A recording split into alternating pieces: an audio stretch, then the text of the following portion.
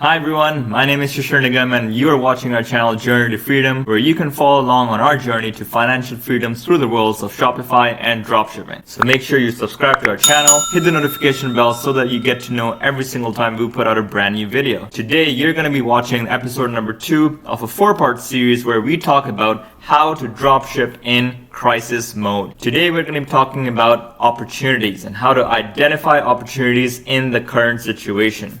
In episode 1 of 4 last week, if you didn't catch it, we're going to tag it up right here. We talked about the growth mindset that you need to have in a crisis situation and how you need to be looking at your dropshipping business in the current environment. Today we're going to be talking about the opportunities and how you can identify them and stay ahead of the curve and not just react to opportunities, but see them ahead of time so that you can prepare and react to the advantage of your business. So make sure you stay till the end of the video to catch all the nuggets. And make sure you drop a like if you're liking our content.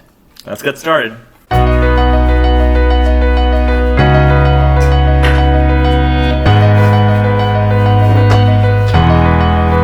Alright guys, so opportunities. This is what we talked about last week. On Monday, we talked about what's growing right now. What are the current trends in the world of e-commerce as a result of the crisis situation that we are in? We talked about this graphic and how some of the main areas that have seen a lot of growth are all related to people staying at home and what people are experiencing day to day in their current lives. We talked about the panic buying trends and how they have evolved over the last few weeks. So you really have to stay on top of what people are buying and how they're reacting to their environment. Initially, when the first few weeks of the lockdown hit, people were buying real basic necessities like toilet paper. But then now we have moved to a point where people are buying secondary goods, second priority goods, which are not essential for survival, but they're essential for their convenience, right? People are locked down at home, so people are getting to start to think about things that will make their life at home comfortable. So the key thing we're going to talk about today is how to identify what's coming next in week 6, week 7, week 8, week 9, and week 10, and how you can prepare for that in advance so that you are well placed when the demand for those categories comes around. And in episode 3 coming up in a few days, we're going to talk about the most effective advertising angles that you can use to succeed in the current crisis environment with your dropshipping store on Shopify. So this was a very good graphic, and I'll give full credit to a YouTuber called Nate Schmidt. And go to his YouTube channel. He has some amazing content that he shares. And this was a process chart that he shared on his channel that I thought was very valuable in framing how to think about opportunities in the current environment. And this is something that I would want to share with you. So you start off by asking yourself some very pointed questions. What has changed? Number 1, right? Obviously, what has changed is the crisis that we're in is something new. Now, what is the associated behavior?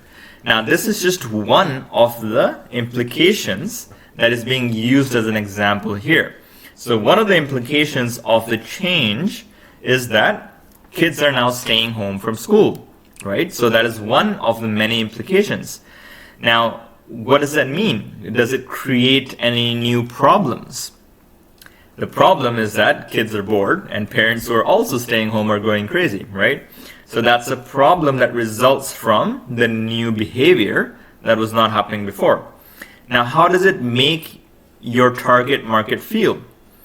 That problem is causing frustration, anxiety, and stress to the parents because of having the kids around them all the time. When before people were used to sending their kids to school or childcare and then spending their day at work and then coming back home, spending the evening with the kids. But now you have them for 24 hours all the time. So parents are feeling these different emotions. Now, what does it make them crave? That's the next question. It makes them crave silence, alone time, relaxation, something to de-stress them, right? So this is a very good question to ask. What are your customers looking for because of the new problems that they're facing? And then finally, how to provide the products that they're looking for, which can give them what they really crave. So that is where now you're starting to think more critically about the products themselves, which will solve the problem that you have identified. In this case, you have identified people looking for a sense of normalcy, relaxation. So a product could be a stress reliever. It could be a toy or a game that keeps the kids occupied, right? One of the categories we saw earlier that is doing very well is craft kits and projects. Why? Because that's something that keeps children and families occupied. It gives them something to do and keeps the kids productively engaged. So all of these are solutions to the problem that you have identified.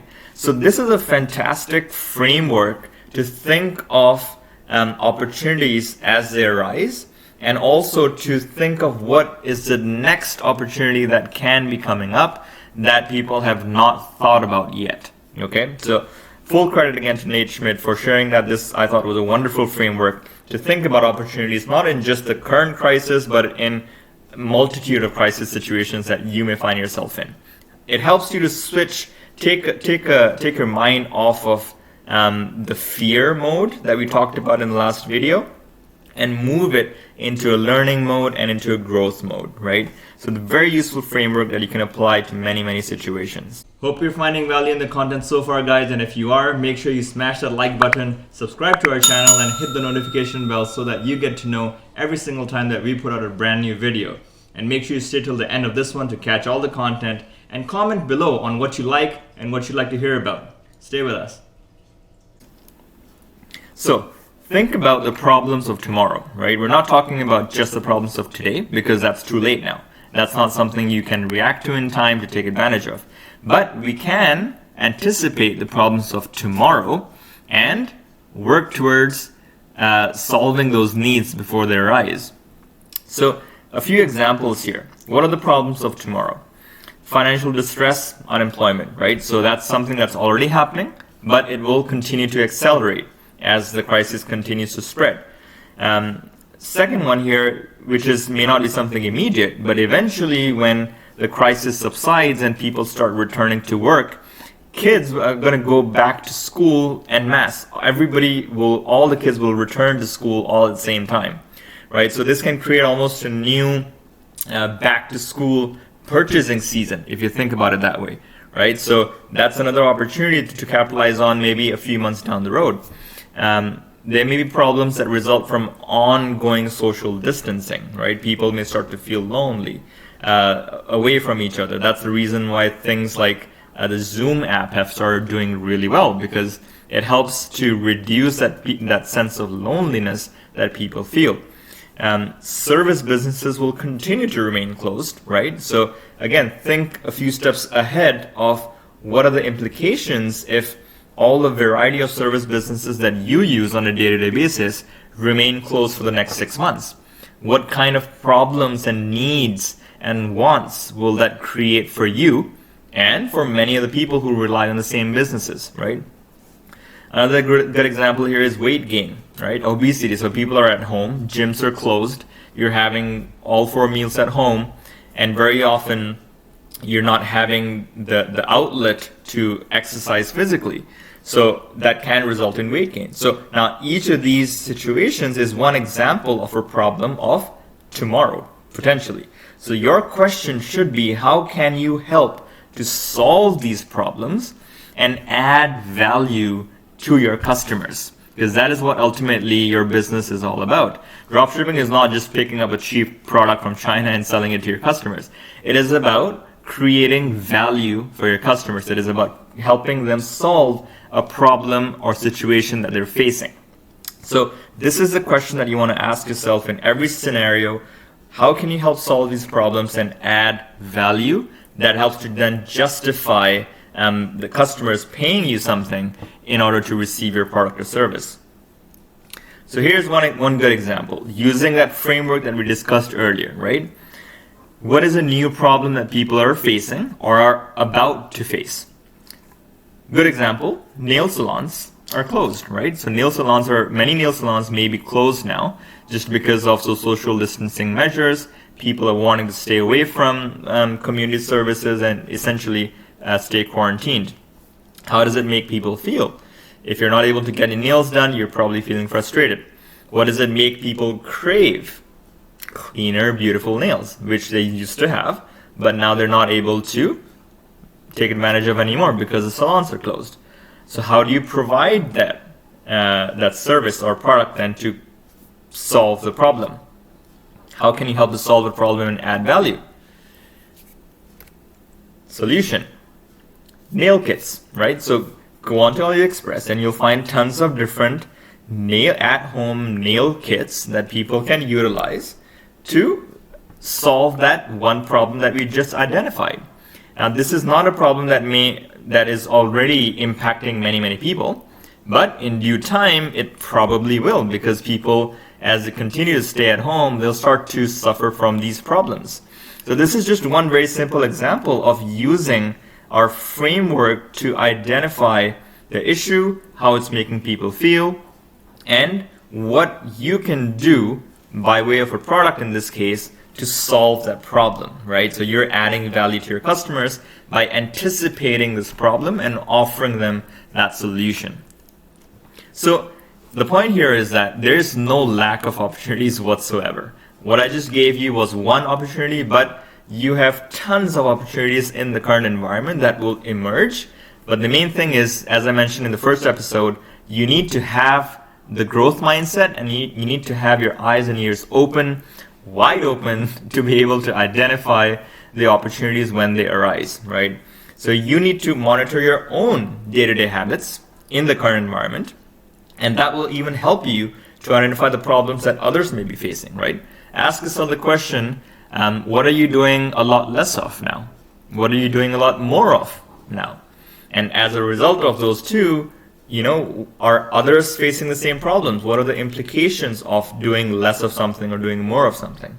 So really put on that problem-solving hat, solve your own problems, think about it from your own perspective and experience, and then think about how you can solve that same problem for your customers and a lot more people in the market. And that there is your opportunity. So that's what you have to think about in this current crisis situation. That is how you dropship in crisis mode. Do not fall victim to the fear emotions. It's okay to have them, but think about the opportunities that are emerging and how you can adapt and pivot quickly to make sure you take advantage of these opportunities as they knock on your door. Make sure at home to open the door. I hope you found some value in this video, and if you did, drop us a like, comment below on what you thought about the framework that we shared, any other problems that you can think of using our framework which you feel people may need a solution to.